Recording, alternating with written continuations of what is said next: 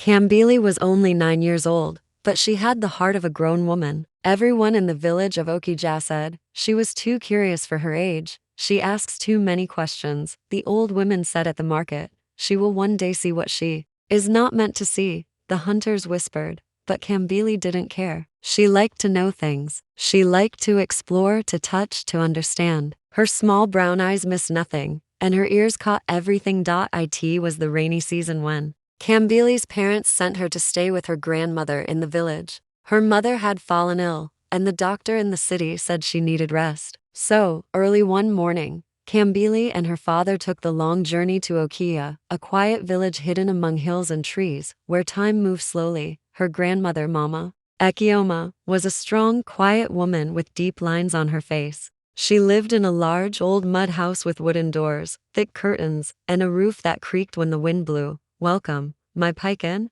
Mama Ekioma said as she hugged Kambili tightly. "I hope you will behave here." "I will, Grandma. I promise." Kambili smiled, her small teeth shining, but her mind was already busy. The house was different. It was full of strange smells: herbs, palm oil, old wood, and something else. Something she could not name. That night, after supper, Kambili looked around the house. There were many rooms, but one caught her eye. A door at the end of the hallway, covered with a thick red curtain. "What is in that room?" she asked. Mama Ekioma's eyes turned sharp. "That room is not for children. Never go near it." "Why?" "Because I said so." Kambili nodded slowly, but her mind was racing. What could be in there? Why the red curtain? Why did her grandmother's voice shake when she mentioned it? For the next 2 days, she tried to keep her promise. She played outside, helped with cooking, and even washed plates without complaining. But every time she passed the hallway, the red curtain seemed to move as if it was breathing. She felt it watching her. On the third night, something strange happened. A sound came from the room. Tap, tap, tap. It was soft, like fingers on wood. Kambili sat up in bed. The oil lamp in the hallway was still on. She tiptoed out of her room and walked slowly toward the red curtain. Her heart beat fast. "Maybe a rat," she whispered, "or wind." But when she stood in front of the curtain, the tapping stopped. She reached out and touched the cloth. It was cold, colder than anything else in the house. She felt a chill in her spine. Then she heard it, a voice, very faint, almost like a whisper. "Ka, Mibali." She jumped back. Her chest rose and fell quickly. She ran to her room, pulled her wrapper over her head, and closed her eyes. The next morning, she told her grandmother, "There is something in that room," Kambili said, voice shaking. Mama Ekioma dropped her spoon. She looked at Kambili with eyes full of fear. Not anger, not surprise, but real fear. "Did you open it?" she asked. "No," Kambili replied, "but it called my name." Her grandmother stood up without saying another word, went to the backyard, and began burning herbs while whispering in a language Kambili didn't understand. That was when Kambili knew something was wrong with that room. For the rest of that day, Mama Ekioma did not speak much to Kambili. She poured ashes around the red curtain, burned bitter leaves, and muttered to herself as she tied black thread across the door. Kambili sat in a corner, watching her grandmother. With wide eyes, "Grandma," she said finally, "what is in that room?" Mama Ekioma paused, looked at her, then sat slowly on a stool. "That room," she said, her voice low, "was once a room of healing. Long ago, before you were born." Kambili leaned in, curious. "Your great-grandmother, Mama Ojiugo, was a midwife," her grandmother continued. "She helped women give birth, but some people say she also dealt with spirits." "Spirits?"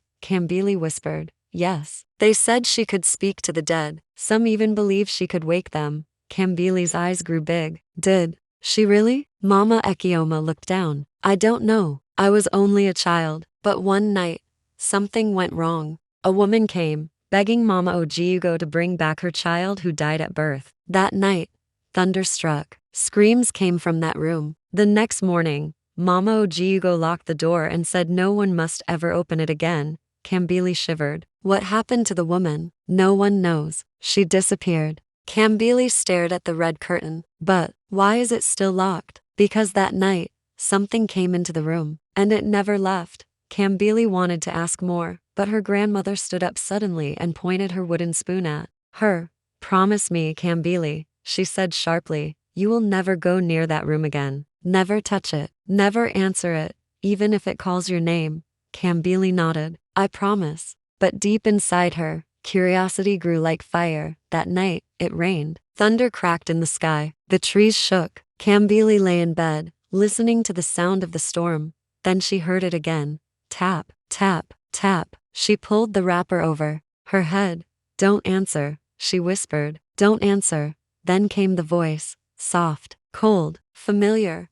Kambili. She covered her ears. It was louder than before. Then suddenly, the rain stopped. The house became quiet, too quiet. Kambili peeked out from under her wrapper. A strange light was shining under the door. She stood up slowly, heart beating like a drum. She walked to the hallway and saw the red curtain. It was glowing, moving, breathing. She took one step closer, then stopped. She remembered her grandmother's words. Never answer it, even if it calls your name. But something pulled at her. Not her body, her mind. She heard a child crying, faintly, from behind the door. Help me. It was not the same voice from before. This one was younger, softer, like a small girl, scared and alone. Kambili touched the red curtain. Her fingers shook. Then the crying stopped. The curtain dropped. Still. She stepped back. The light disappeared. The hallway turned dark again. She ran back to bed. The next morning, Mama Ekioma looked tired. You heard it again, didn't you? She asked. Kambili nodded. Her grandmother walked over, held her face in her hands, and said, that room is hungry. The more you listen, the more it knows you. Kambili gulped, but her curiosity had already opened a door in her heart, one that would not close. 3 days passed. Kambili tried to stay busy. She helped her grandmother cook, wash clothes, and even swept the compound without being asked. But no matter how hard she tried to forget the red curtain, her mind always went back to it. Every night, the voice returned. Sometimes it was calling her name. Sometimes it was crying. And once, it laughed. The laughter was soft, but it sent cold fear into her bones. Mama Ekioma kept burning herbs, whispering prayers, and sleeping with her Bible under her pillow. But even she looked more tired every morning. Then on the 4th day, something strange happened. While playing in the backyard, Kambili found an old wooden box under the mango tree. It was half buried in the dirt. She pulled it out and opened it. Inside was a small doll made of cloth and wood. Its face was painted white, with red dots for eyes and a black line for a mouth. One of its arms was missing, and its hair was made of old string. Kambili felt her skin crawl. She picked it up. At that moment, the wind blew hard even though the sky was clear.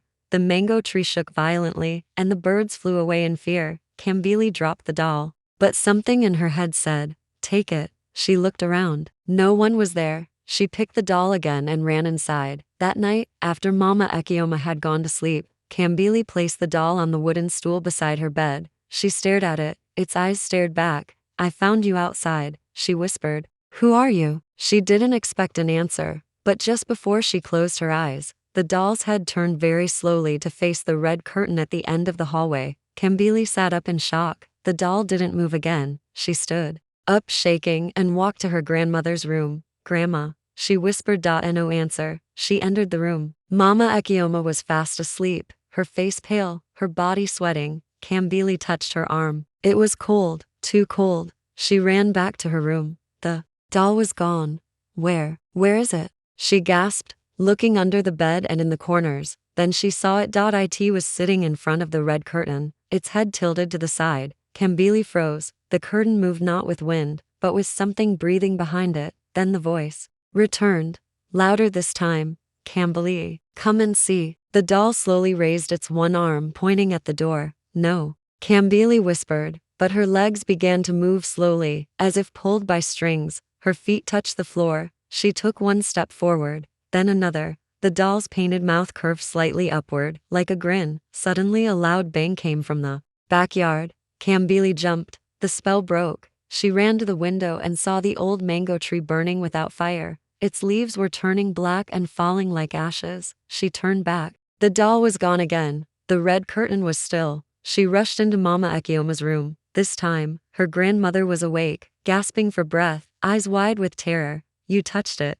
Mama Ekioma whispered. You brought it closer. Kambili shook her head. I didn't open the room, but the room is opening to you, her grandmother said. Then she said something Kambili would never forget. If we don't stop it, you won't leave this house alive. The next day, the air in the house felt heavy like something was watching them. Mama Ekioma didn't cook, didn't sing, didn't speak much. She just sat on her chair, holding a black Bible and a bunch of dry leaves tied with red thread. Her eyes followed every sound, every shadow. Kambili, she said softly, if anything happens tonight, don't run, don't hide, come to me. Kambili nodded, but her heart was full of fear. That afternoon, the village priest, Father Dyke, came. He sprinkled holy water in the house and placed a wooden cross above the red curtain. This house carries a heavy spirit, he said, looking around. Something was bound here long ago, but now it stirs. He looked at Kambili. You must stay away from that door, little one. Kambili nodded again, too afraid to speak. As evening fell, dark clouds gathered. The wind howled. The chickens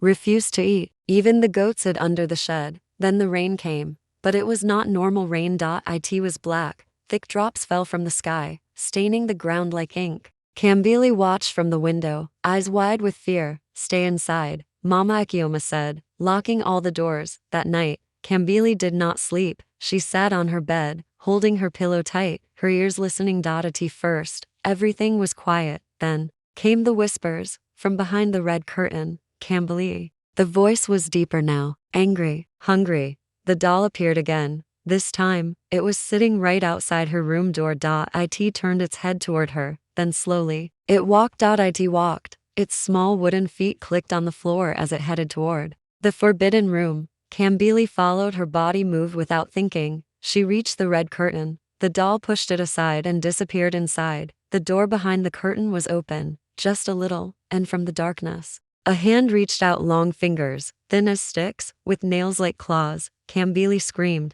The door burst open. The house shook. Mama Ekioma ran into the hallway, chanting loudly. She threw a powder into the air and shouted words in her native tongue. The wind roared through the house. All the lamps blew out. Kambili felt herself being pulled toward the room. No, she cried. Her grandmother grabbed her arm, held her tight, and threw a red cloth over her head. Don't look, she shouted.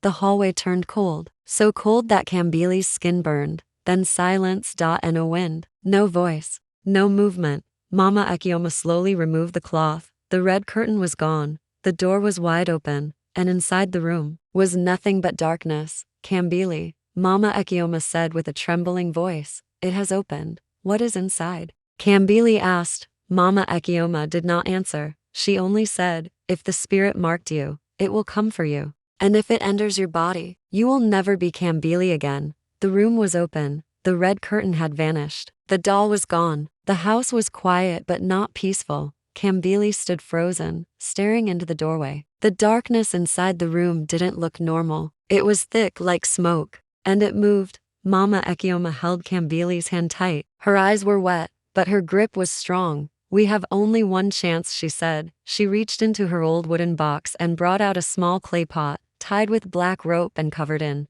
white chalk marks.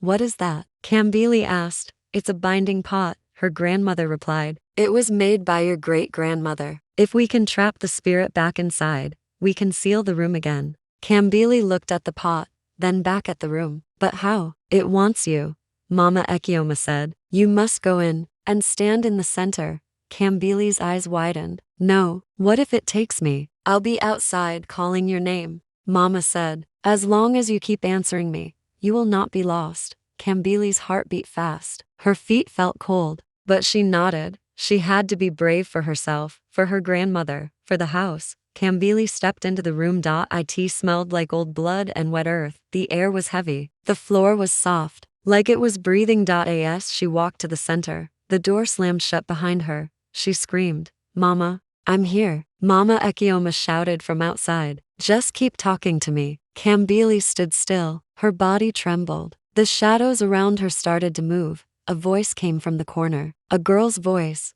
You found my doll. Kambili turned slowly. There, floating in the darkness, was a little girl, or what looked like one. Her eyes were empty holes. Her dress was torn. Her mouth stretched too wide. I've been waiting, the girl said, her voice changing into something deeper. I want to come back. No, Kambili shouted. She remembered her grandmother's words. As long as you keep talking, I'm here, Grandma. She yelled. The shadow screamed and rushed toward her. Suddenly, the room glowed red. The clay pot rolled in from under the door. Kambili, break it. Mama Ekioma cried. Break it now. Kambili picked it up and smashed it on the floor. The pot exploded in light. A loud howl shook the house. The shadow girl screamed, twisting and turning, pulled by an invisible force back into the floor. Then, silence. The room was still. The air became clean again. The smell faded. The door slowly opened. Mama Ekioma stood there, tears in her eyes. You did it, she whispered. The next day, the room was sealed forever. They poured hot ash on the floor and buried the pieces of the broken pot. A priest came and blessed the house. The doll was never seen again. And Kambili, she changed. She no longer asked too many questions. She no longer played alone. But sometimes at night, when the wind blew just right, she would hear a faint whisper in the distance. Calm Bailey, she would shut her eyes, cover her ears, and pray that the door stayed shut forever.